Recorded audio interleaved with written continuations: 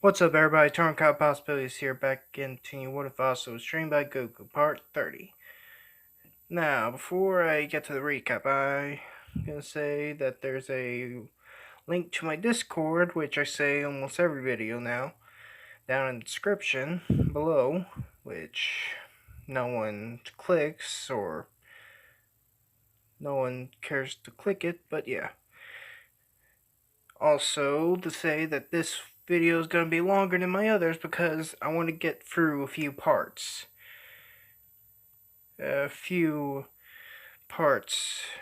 In this one video. So yeah. Let's get to the recap. Last time we left off, Asta, Magna, and Vanessa just fought Elfified Luck, and returned to normal. Which after that explained what's happening. Explains exactly what's happening right now, about the elves and the Golden Dawn and all that. So yeah,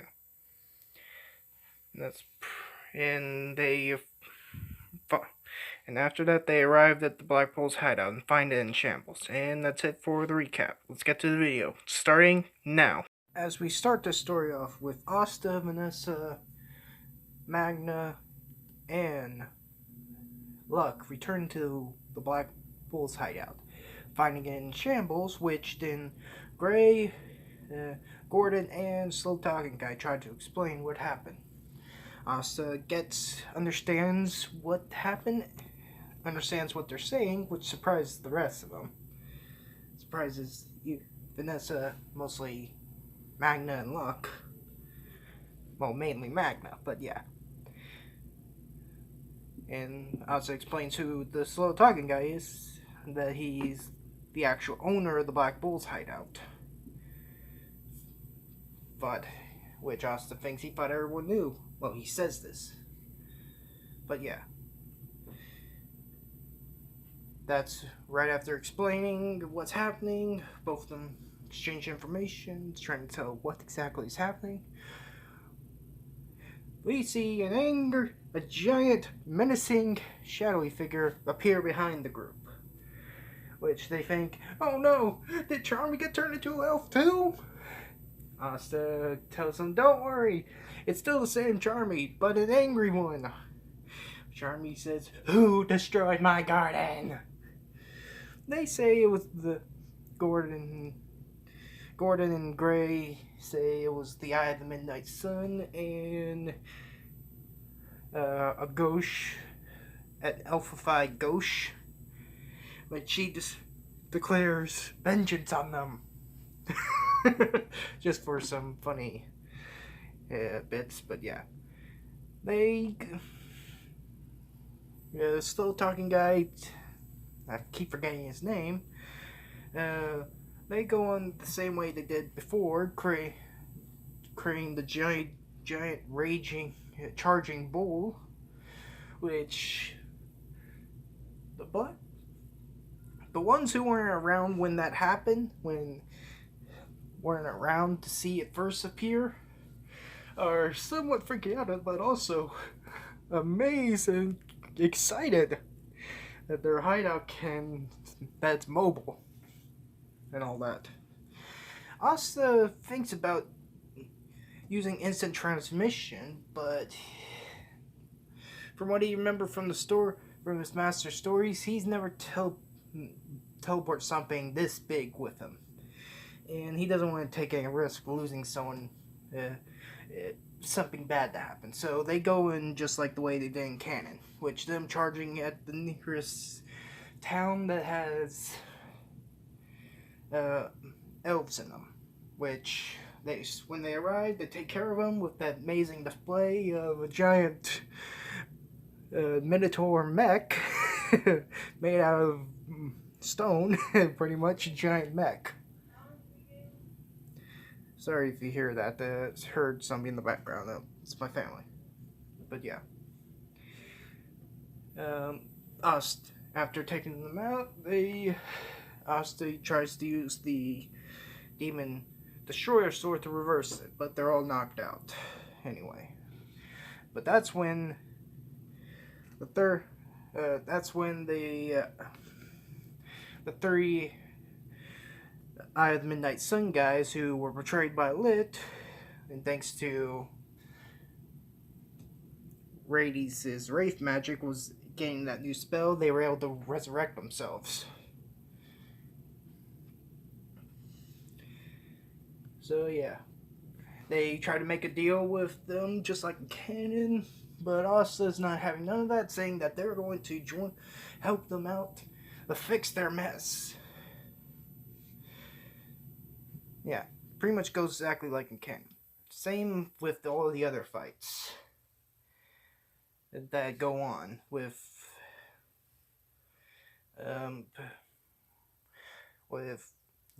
Captain Yami, Noelle, Noelle and her brother saving the Silva household or whatever. So yeah. Now everything goes exactly how it is in canon. When the Black Bulls appear on scene through a portal, appearing in the sky, which thanks to the spatial mage from when they encounter elfified Gauche and elfified Marie, they all get paralyzed by their combination of mirror magic and eye magic. When that happens, Asta just uses the Demon Dweller sword to nullify it and just charges right at Grey. But while they were paralyzed, Elfified Grey commented about the original owner of this body on their compliments the original owner of this body having pictures of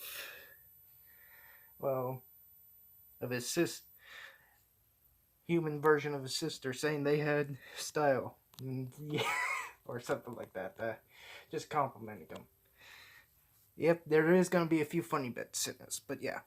After taking down, Asta single-handedly takes down Gauche and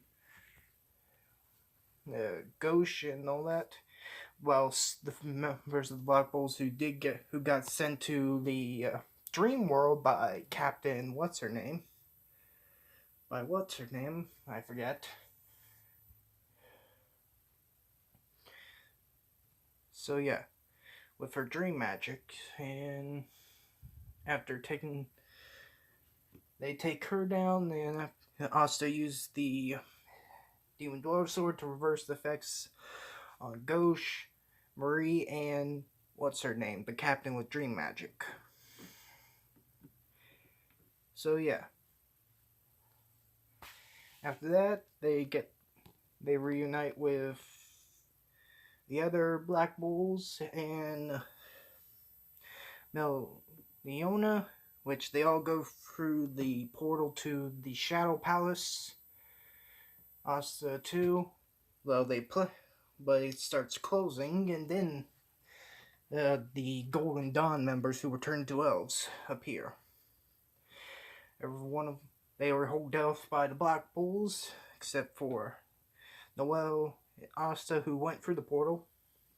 So yeah, it goes just like in canon, but when Asta arrives in the area, him and Mosa run into elfified Frill, who's I finally remember his name, the captain of the Aquadeers, with his picture magic.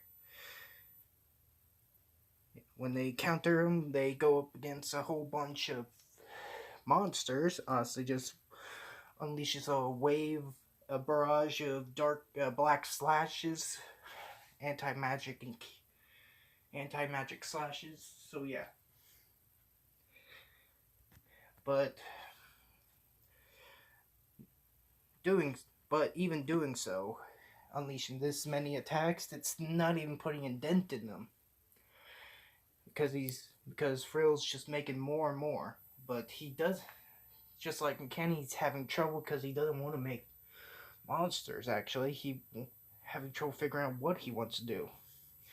That's when Charmy appears, falls out of the sky, and which Asta tries to ask, "What? Charmy, what are you doing here?" So yeah, but then Charmy noticed that Frill's having trouble. Yeah, Frill is upset. She tries to cheer him up. He gets angry and knocks away her food, wasting it. Triggers Charmy to get more pissed than she ever was before, turning into her dwarf mode. So yeah, Asta and Mimosa decide to let Charmy handle this, while Asta tells Mimosa to grab onto him, which she does. While she's blushing,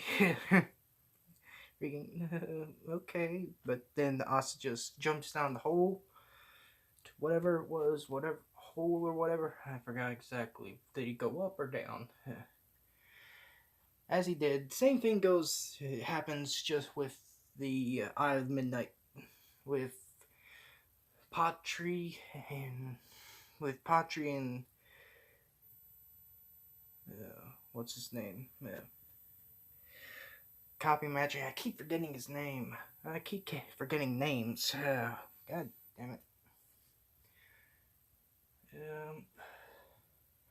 Raya? Yeah, I think it was Raya. As goes down with Raya and them finding out that they weren't. It was all a lie by the devil. And as Patri gets skewered by multiple iron lances, that's when Asta appears with Mimosa, which she jumps off of Asta and goes heal the injured, even though she can tell that, even though it's the enemy, she knows something's not right. She goes in ahead and tries to heal Raya.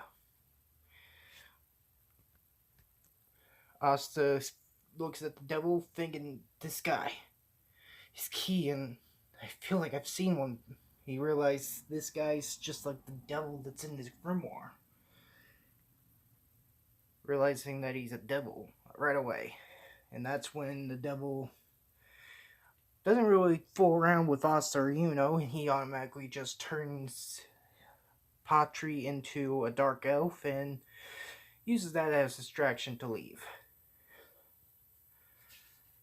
Right as the Patri starts going crazy, unleashing demon light magic, Asta and try to hold him off, make sure he doesn't do any more damage. They subdue him with Asta using a anti-magic bind that he learned, a binding technique that he learned from Goku, which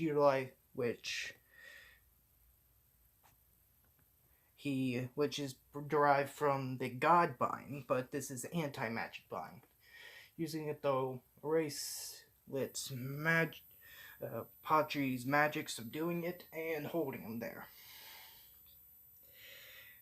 That's when Noel's brother, appears, getting ready to kill Patri. That's when Asta stops him, and stops him, saying that he's not the enemy. Well, he is, but he was tricked. He also says they can undo the reincarnation magic with the Demon Dweller sword. Demon Destroyer sword. Sorry. Yeah. Asta Nozel tries to ask, is this true? Vouches because he was there when he first happened. So yeah. Nozel uses his Mercury magic, Mercury binding spell to hold Patri, because Asta can't do can't do the anti-bind thing and the using the demon destroyer sword at the same time. So yeah, as Asta tries to use it, he gets the happens just like in canon, where he sees Apache's memories and even seeing that he was the one who killed the Wizard King, which confirms what he sensed with Yami earlier.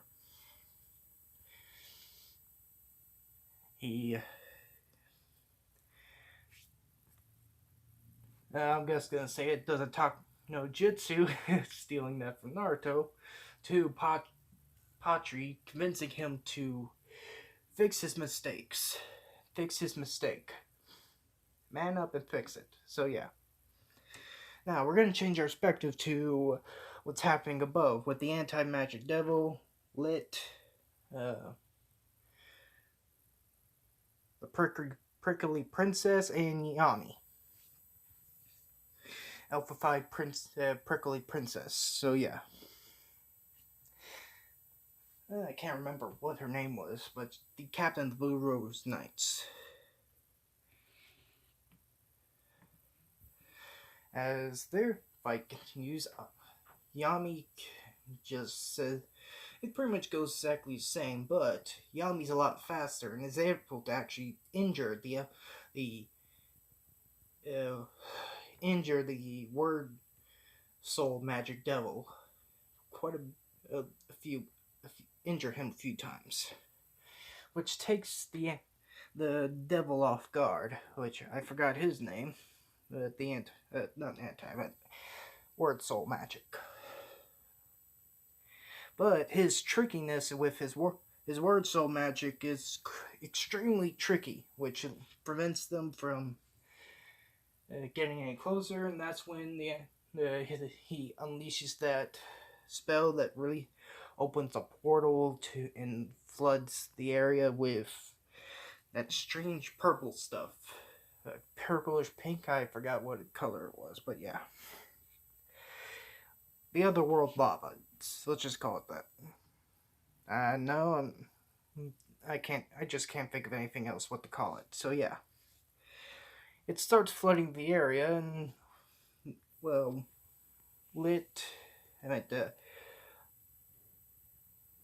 Yami and the Prickly Princess get swept away by it, but Yami was able to use a dark spell to block it from touching him. So yeah, they're somewhat surrounded by it. When that happens, and we return back to Asta's perspective, right after somewhat returning Pachi to his senses, that's when the otherworld lava starts pouring above them, pouring onto them. Asta quickly uses telekinesis to move Nozel and also Patri, Mimosa, and Raya out of the way, which he gets buried in that otherworld lava, but it does nothing to him, and he just use the Demon Destroyer sword and the Demon Slayer sword to swipe that away. He freaks out just like he does in canon, thinking, I thought I was gonna die there for a second. Yeah. Yeah, so yeah. Nozel and Nozel somewhat makes a platform for all of them to stand on to get away from that weird spell or otherworld lava. Asta thinks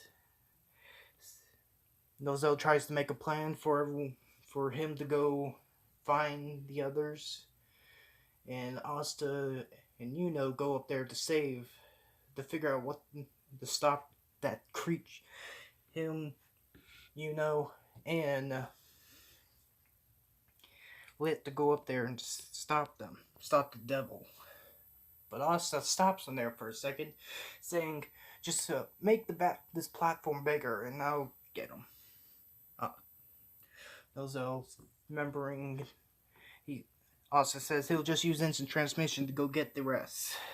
Which Nozo remembers him, vaguely remembers Asta appearing out of nowhere when they were at the Eye of the Midnight Sun area, trying to escape their base. So yeah.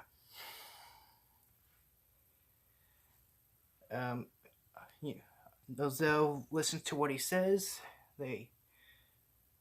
Asta uses its transmission, just teleports to everyone that's in a Shadow Palace, telling them what's happening and telling them to grab on, which they do. Except for Yami, because he's somewhat in a tight space, and he can somewhat tell. Asta can somewhat tell. He said he's just going to have to go get him later.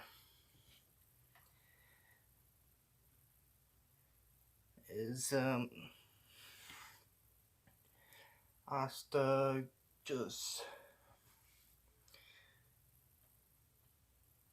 just gets everyone. They all teleport to where all the commotion's happening. And when they arrive, that's when, right as they appear, that's when Nero and the first Wizard King appeared. Surprising everyone, thinking, is that who I... Surprising everyone, even the Nozel and Asta, so yeah. Asking themselves, is that the first Wizard King? So yeah. The Lit and the first... Nero uses her sealing magic to awaken Lit fully awaken him. That's when both Lit and the first Wizard King start to attack in tandem on the Word Soul Magic Double. Everyone's just standing there in awe at their fight, and standing there in amazement.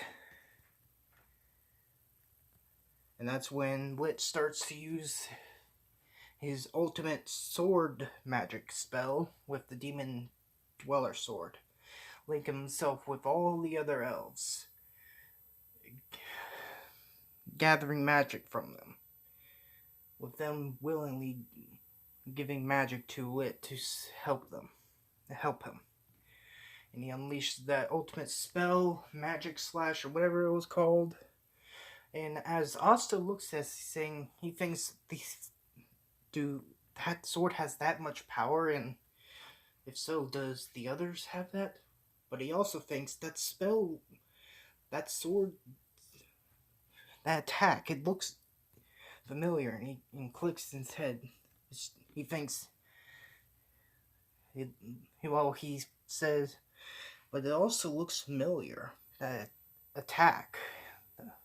So yeah, with that thing going through his head, that's where we're gonna leave it off, everyone.